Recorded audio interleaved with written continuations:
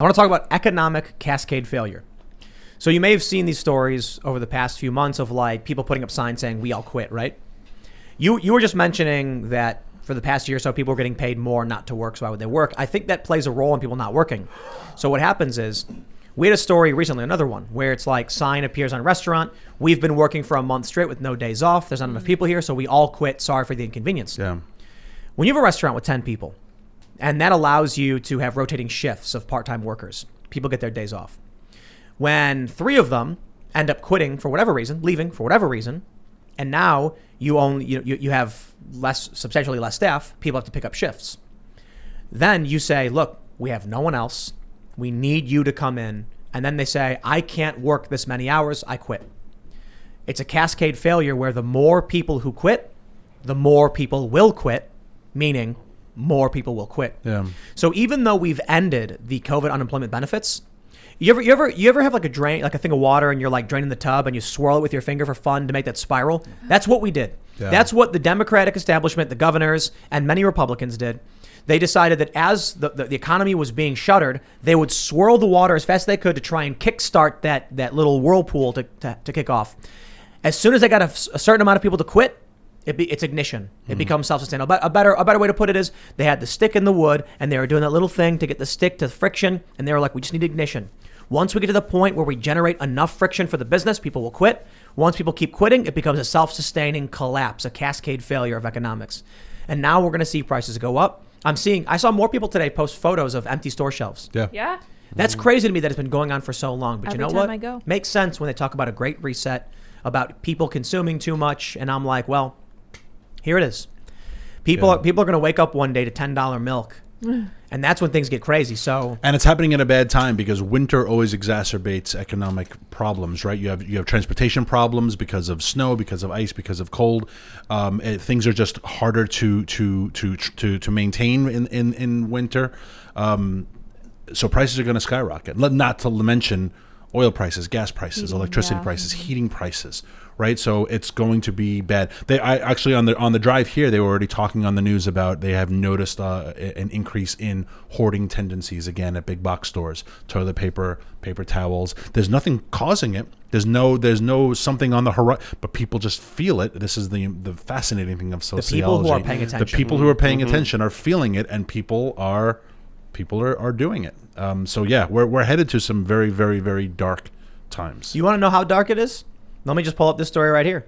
2 men arrested in New Zealand for smuggling KFC into COVID lockdown Auckland. Okay, so not necessarily the same thing as economic failure, but come on. This is the psychotic nightmare dystopia story you never thought you'd see. Yeah. Smuggling KFC. Why is KFC banned? Why can't you have KFC? Non-essential? I don't know. What does that have to do with COVID? Maybe like they were in an area that you're not allowed to. Are they in a quarantined area? Because their quarantines were geographic. Like you are not allowed to. Takeout is banned. Takeout is banned. What? Why?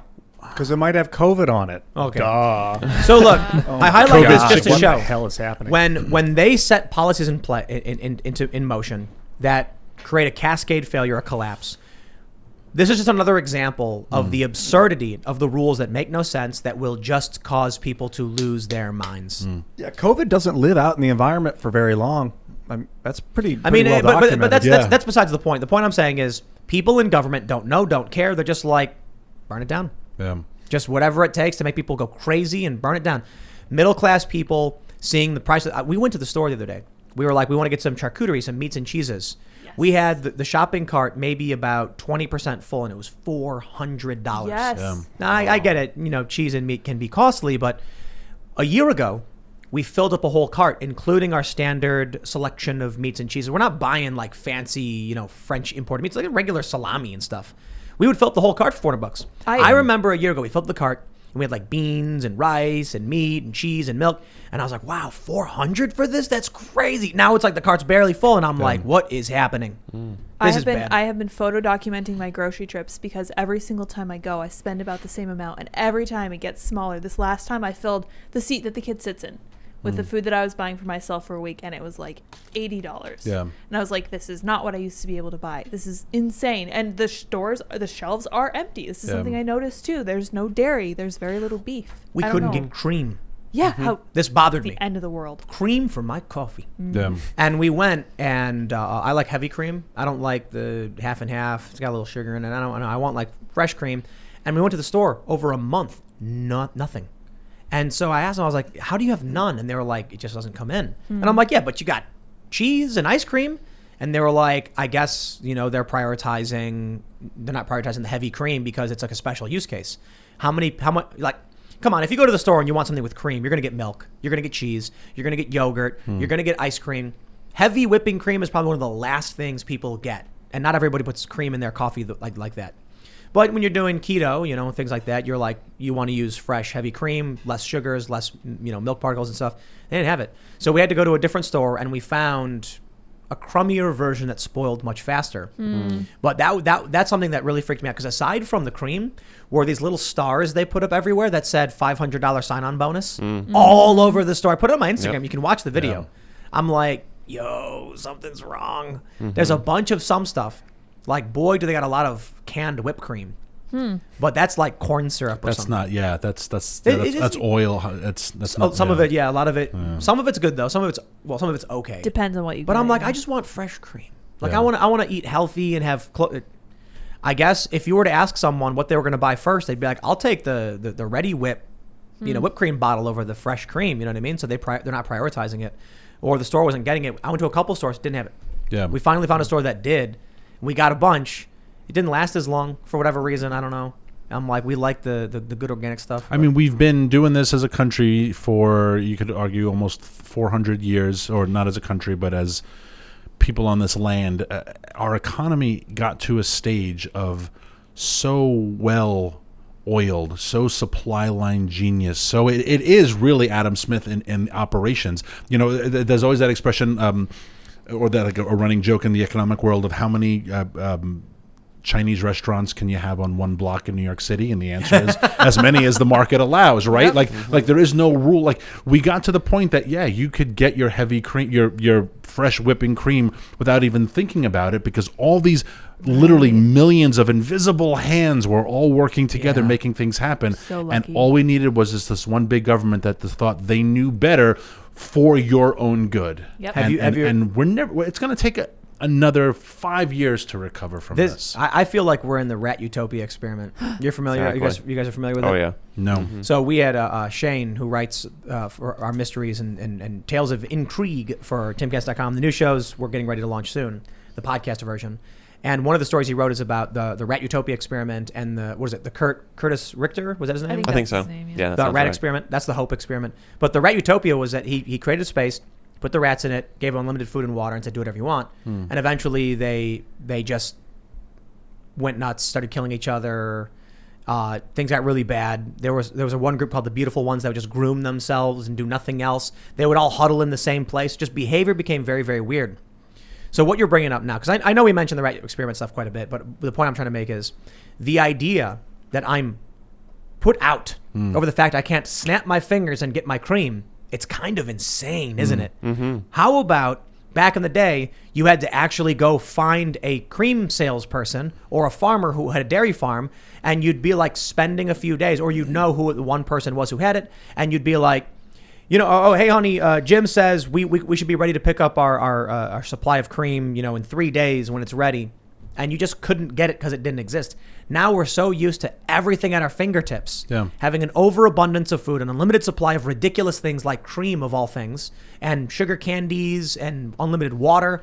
And we that- are living in that utopia. And that is the problem that unfolds a lot of the hyperbolic social ills that the left likes to say are dividing this country. Systemic racism and militant misogyny and sexism. And the response often is, we live in not to say that there are not ills in society. We live in the time of such privilege. Henry VIII could not have imagined a more right? opulent lifestyle. I know. I mean, you just look at how many pillow options you have. Yeah. Just like, it is- one. it My is- pillow. Promo code POSO.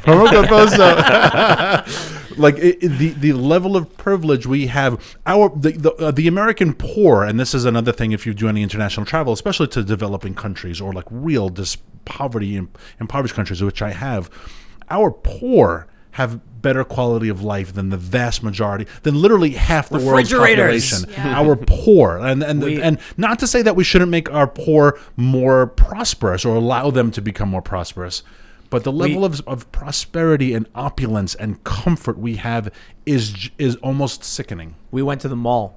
And I walked in, and you get to there's a bunch of the doors, and it's like you get to the middle, and there's the 3 stories. So you've got 2 stories, but then it's an even higher dome of glass. And I was like, man, if you took someone from like the 1500s and brought them in, they would be like, oh, for what god have you created this palace? And be like, no, I'm just buying sneakers. Exactly. I wanted to get an ice cream while I was here. That is insane. You look at these buildings. I tweeted this the other day. Go to the grocery store and look at how many orange juice options you have based upon your tolerance of pulp. And peanut butter. And it's like, and the people who are like, oh, I don't drink pulp. It's like, you think we're gonna abolish fossil fuels? It's like, I only do Grove Stand, no pulp, and no, we're never going to abolish fossil fuels because your lifestyle dictates that I like Fiji water. Oh, Crystal Geyser, I don't like this water. Thanks for checking out this clip from the Timcast IRL podcast.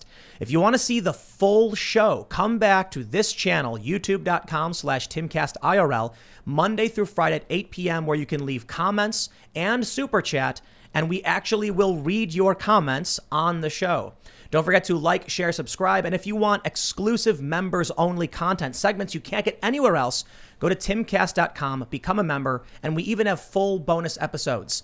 Thanks for hanging out, and we'll see you all next time.